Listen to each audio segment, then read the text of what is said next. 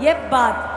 आइए बोलिए बाबा भदेश्वर नाथ की, बोल सच्चे दरबार की। वाह, आइए।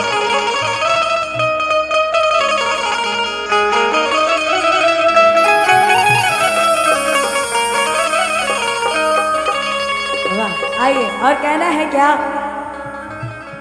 एगो पत्नी अपने पति से कैसे कहली। देखिए हमको भोजपुरी ज्यादा बोलने नहीं आता है, लेकिन गा लेते हैं हम। ऐसे नहीं मेरा सुर संग्राम में सिलेक्शन हो गया था। अभी आदरणीय मनोज तिवारी सर जब आएंगे ना, तो वैसे ही मुझे उनको देख देख के धुकधुकी होने लगेगी। तो आइए, कहना है क्या, एगो पत्नी अपने पति से कौने भाव से कैसे कहेली, सुनिएगा। कि अरे आसो के सावन में घरे अइबा के नाइबा, अरे आसो के सावन में घरे अइबा के नाइबा, और हे सैया जी हो देव घर जइबा के ना जइबा, अरे हे सैया जी भदेश्वर जइबा के ना जइबा। तो आइए एक बार दोनों हाथ उठा के, ये जो बाहर से कलाकार आए हैं इनको भी लगना चाहिए कि बस्ती वालों में वो ताकत है। एक बार दोनों हाथ उठा के अब तालियों की सेवा करते हुए, 1 2 3 4। ओहो ओहो, क्या बात, ओहो क्या बात, ओहो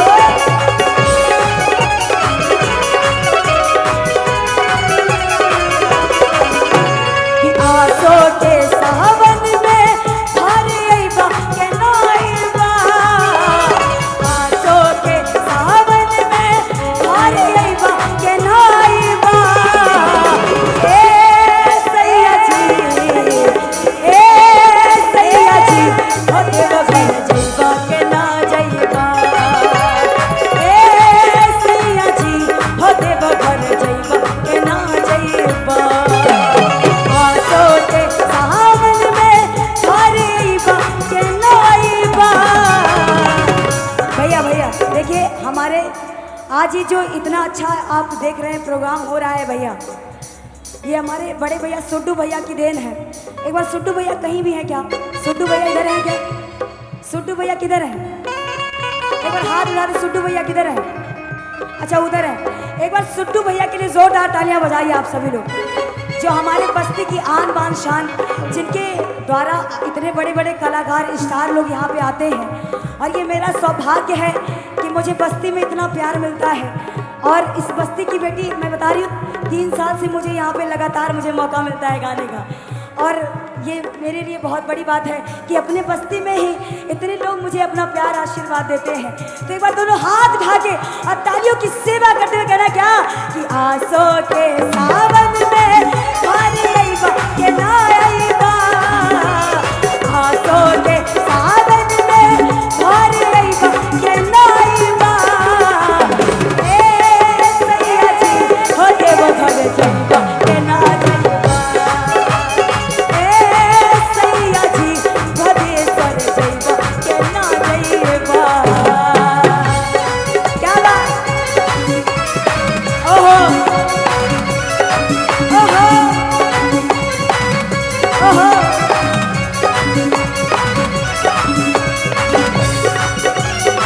ओहो माई, ओहो आज हम नाच झूमे माई,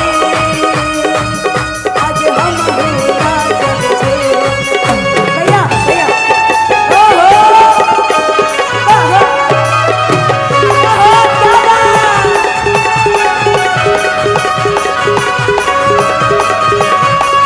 और देखिए वो पत्नी क्या करी है, हाँ हाँ, 5 साल कहला तू तो राह गई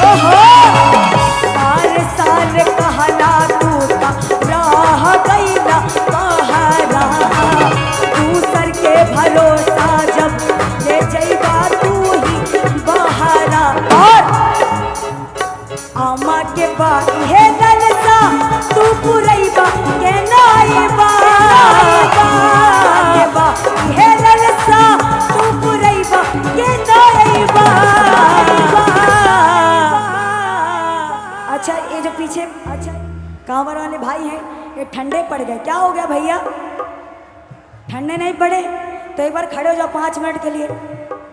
ये बात 5 मिनट के लिए केवल खड़े हो जाओ। और जो अभी दोपहर में मस्ती दिखा रहे थे वही मस्ती दिखाना, एक बार 5 मिनट के लिए खड़े हो जाओ। थक गए क्या भैया? नहीं थके तो एक बार खड़े होके और दोनों हाथ उठा के ये लगना चाहिए कि आज जैसे देवघर में वो मस्ती दिखती है वही आज हमारे बस्ती में वो मस्ती दिखनी चाहिए। एक बार दोनों हाथ उठा के और पूरे दोनों हाथवा उठा के बोले पैरवा नहीं। हेलो हेलो, एक बार खड़े हो जाओ। ए देवी। हाँ जी। रुक भैया, हाथ उठवाइए वो ठीक है, कुर्सी पर खड़ा मत कराइए।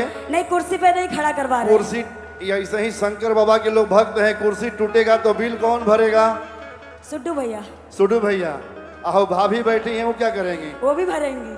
माने बिले भरने के लिए? और क्या, हर साल इनका कुर्सी टूटता रहता है। ये भैया इनको गाना गवाइए कि घर भेजेंगे आप लोग। इनकी बातों में मत आइएगा, ऐसी ही लड़कियां आग लगवा दे रही हैं आजकल। नहीं आग नहीं लगवा रहे हम। तब तू का करावो तारू? तू हमार मड़ई फूक वैबू? नहीं मड़ई।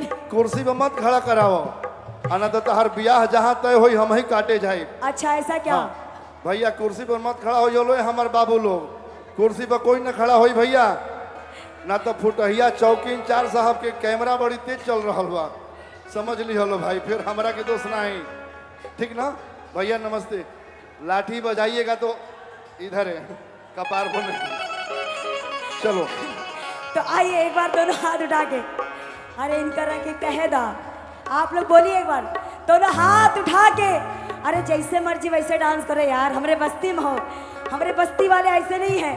आइए दोनों हाथ उठा के और पूरे मस्ती के साथ कहना क्या कि आमा के बा इहे ललसा तू पुरई बा के ना आई बा, आमा के बा इहे ललसा तू पुरई बा के ना आई बा। ए सैया जी ओ देव घर जइबा के ना जइबा, ए सैया जी ओ देव घर जइबा के ना जइबा। आसो के सावन में साड़ी धरवा के ना धरवा, आसो के सावन में घर अइबा के ना अइबा। ए सैया जी हो देव घर जइबा के ना जइबा, ए सैया जी हो देव घर जइबा के ना जइबा।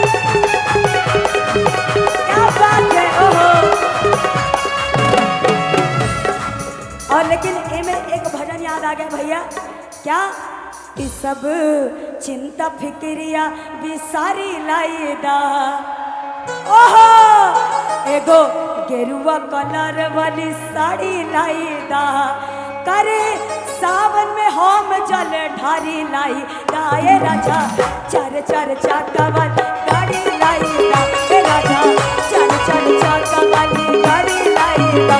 सब चिंता फिक्रिया सारी लाइदा, एगो गेरुआ कलर वाली सारी लाइदा, करे सावन में हम जल ढारी लाई दाए राजा, चर चर चाका वाली गाड़ी लाइदा, एगो चर चर चाका वाली गाड़ी लाइदा। क्या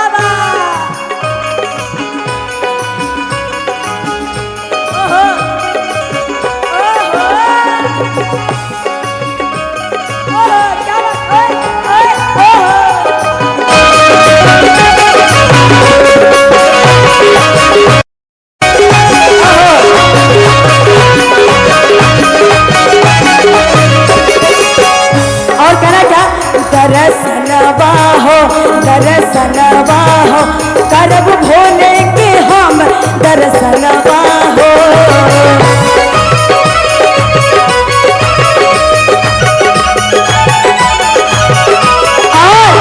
हमरा मनवा हो हमरा मन तू पुरादा हमर मनवा हो।